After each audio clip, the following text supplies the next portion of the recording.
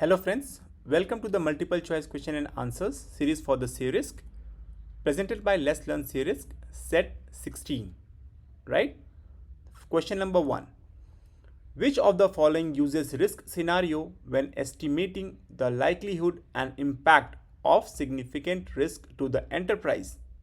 The options are option A, an IT audit, option B, a security gap analysis, option C, a threat and vulnerability assessment, and option D, an IT security assessment. The correct answer is option C, the threat and vulnerability assessment, right? Let's understand the options which are incorrect. Option A, that is an IT audit. Friends, an IT audit typically uses technical evaluation tool or assessment methodology to enumerate the risk, right? Similarly, option B, a security gap analysis, is incorrect because it typically uses technical evaluation tool or assessment methodology to enumerate risk or area of non-compliance but does not use the risk scenario, right? Similarly, option C, threat and vulnerability assessment. Friends, in this, the threat and vulnerability assessment typically evaluate the element of a business process for threat and vulnerabilities and identify the likelihood of occurrence and the business impact if the threat were realized, right?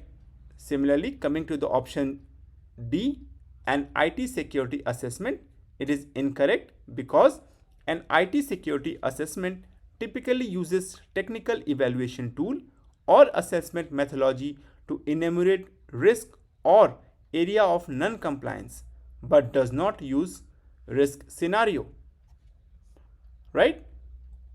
Moving on to the next question. Question 2. Because of its importance to the business, an enterprise wants to quickly implement a technical solution that deviate from the company policy.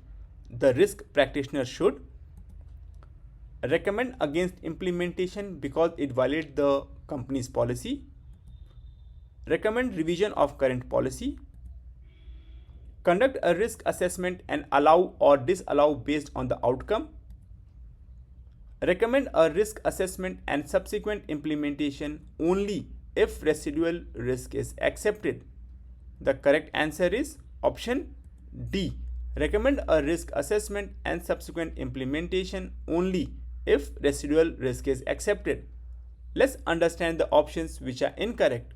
Option 1, that is recommend against the implementation because it violates the company policies, because every business decision is driven by the cost and benefit consideration, right? So friends, a risk practitioner contribution to the process is most likely a risk assessment identifying both the risk and opportunities related to the proposed solution, right? Similarly, coming to the option B, which is incorrect because a recommendation to revise the current policy should not be triggered by a single request without conducting a risk assessment. Coming to the option C, that conduct a risk assessment and allow or disallow based on the outcome, it is incorrect because while the risk practitioner may conduct a risk assessment to enable a risk-aware business decision, it is the management that will make the final decision, right? Coming to the option D, recommend a risk assessment and subsequent implementation only if the residual risk is accepted. The option is correct because the risk assessment should be conducted to clarify the risk whenever the enterprise policies cannot be followed, right? So the solution should be implemented only if the related risk is formally accepted by the enterprise, right?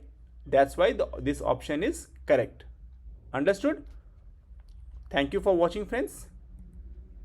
Please do subscribe to our channel. And this is the end of set 16. Thank you.